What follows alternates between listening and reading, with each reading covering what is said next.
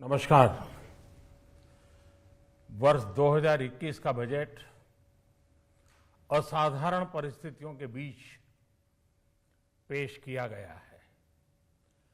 इसमें यथार्थ का एहसास भी और विकास का विश्वास भी है। कोरोना ने दुनिया में जो प्रभाव पैदा किया, उसने पूरी मानव जाति को हिलाकर रख दिया है। इन परिस्थितियों के बीच आज का बजट भारत के आत्मविश्वास को उजागर करने वाला है और साथ ही दुनिया में एक नया आत्मविश्वास भरने वाला है।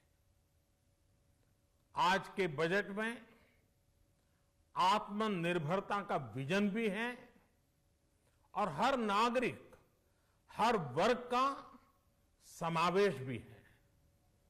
हम इस बजट में जिन सिद्धांतों को लेकर चले हैं वो हैं ग्रोथ के लिए नए अवसरों, नई संभावनाओं का विस्तार करना, युवाओं के लिए नए अवसरों का निर्माण करना, मानव संसाधन को एक नया आयाम देना, इंफ्रास्ट्रक्चर निर्माण के लिए नए नए क्षेत्रों को विकसित करना, आधुनिकता की तरफ आगे बढ़ना, नए सुधार लाना।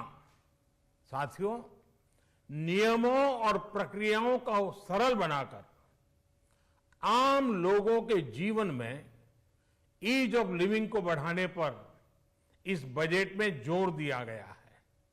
ये बजट इंडिविजुअल्स, इन्वेस्टर्स, इंडस्ट्री और साथ ही इंफ्रास्ट्रक्चर सेक्टर में बहुत सकारात्मक बदलाव लाएगा। मैं इसके लिए देश की वित्त मंत्री निर्मला जी को और उनके साथी मंत्री अनुराग जी और उनकी टीम को बहुत बहुत बधाई देता हूं। साथियों, ऐसे बजट देखने को कम ही मिलते हैं जिसमें शुरू के 1-2 घंटों में ही इतने सकारात्मक रिस्पांस आए। कोरोना के चलते कई एक्सपर्ट्स ये मानकर चल रहे थे सरकार आम नागरिकों पर बोझ बढ़ाएगी, लेकिन फिस्कल सस्टेनेबिलिटी के प्रति अपने दायित्वों को ध्यान में रखते हुए सरकार ने बजट साइज बढ़ाने पर जोर दिया। हमारी सरकार ने निरंतर प्रयास किया है कि बजट ट्रांसपेरेंट होना चाहिए।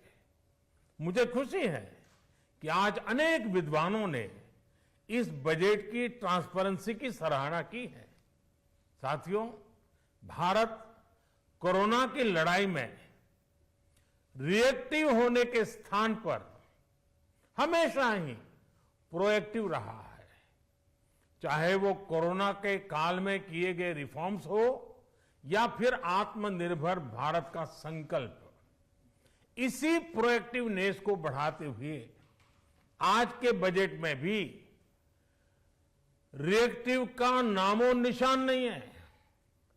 साथ ही हम एक्टिव पर, स्टेटस को पर भी अटके नहीं हैं और हमने इस बजट में भी प्रोएक्टिव बजट देकर के देश के सामने प्रोएक्टिव होने का संदेश दिया है।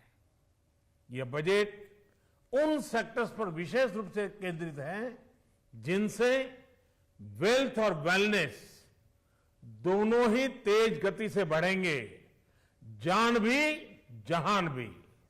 इसमें एमएसएमईज और इंफ्रास्ट्रक्चर पर विशेष रूप से जोर दिया गया है। इसी तरह ये बजट जिस तरह से हेल्थ केयर पर केंद्रित है वो भी अभूतपूर्व है।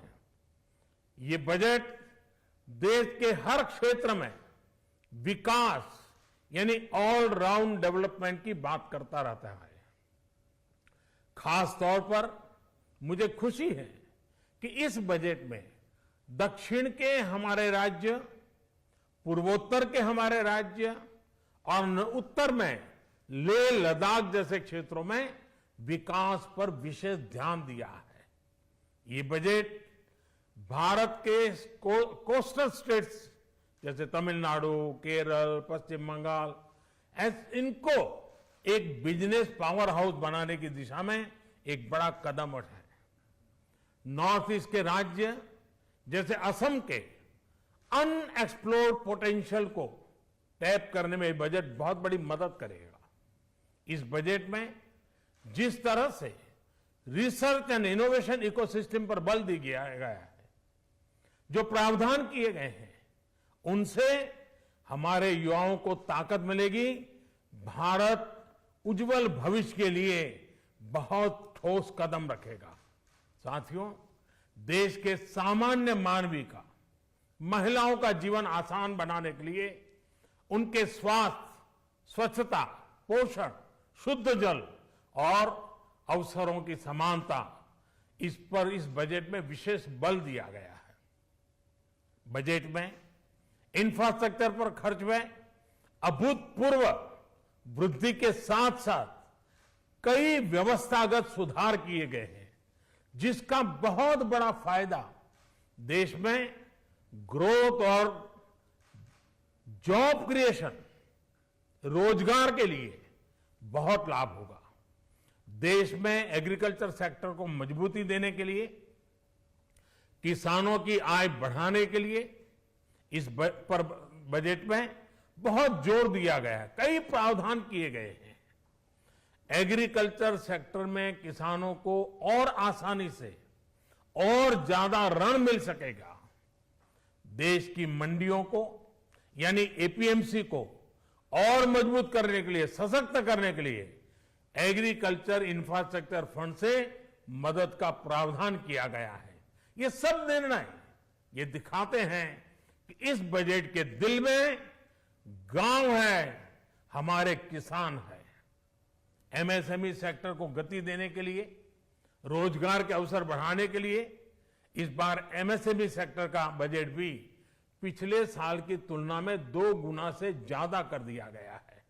साथियों, ये बजट आत्मनिर्भरता के उस रास्ते को लेकर आगे बढ़ा है जिसमें देश के हर नागरिक की प्रगति शामिल है।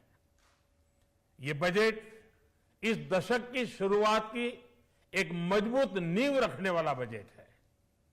सभी देशवासियों को आत्मनिर्भर भारत के इस महत्वपूर्ण बजट के लिए मैं बहुत बहुत शुभकामनाएं देता हूं। फिर से एक बार वित्त मंत्री जी और उनकी टीम को बहुत बहुत अभिनंदन करता हूं, धन्यवाद करता हूं।